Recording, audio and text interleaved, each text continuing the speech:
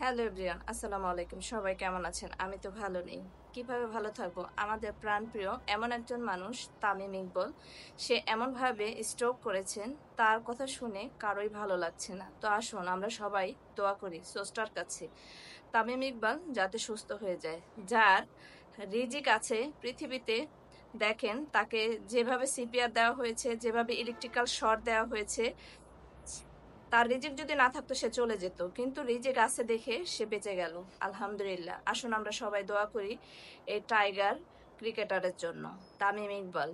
তার দুইটা সন্তান আছে, স্ত্রী আছে, সবাই তার পরিবারের জন্য দোয়া করবেন। সবার দোয়ায় এই তামিম আবার সুস্থ হয়ে ফিরেছেন সবার ভিতরে। আসুন আমরা সবাই তামিম ইকবালের পরিবারের জন্য সবাই দোয়া করি, তামিম ইকবাল যাতে আমাদের মাঝে আবার ফিরে আসে। সবাই পছন্দ করে তামিম ইকবালকে। দেখেন আমাদের বাংলাদেশ থেকে বিশ্বের সব দেশের থেকে তামিম ইকবালের জন্য দোয়া প্রার্থনা করা হচ্ছে।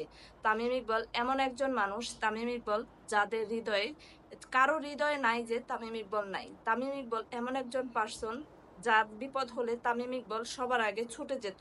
দেখুন না সেদিনই খেলার মাঠে কিভাবে করে, যেভাবে করে একটা ছেলে পড়ে গিয়েছে, সবার থেকে সে যেন ক্যাপ্টেন, এই দায়িত্ব পালন করার জন্য সে সবার আগে মাঠ থেকে বের করা পর্যন্ত, মাঠের বাহির পর্যন্ত সে নিজে দাঁড়িয়ে থেকে, ওখানে সে বড় ভাই হিসেবে সে তাকে বের করে তাকে হসপিটালে দিয়ে তারপরে সে মাঠে ফিরেছে।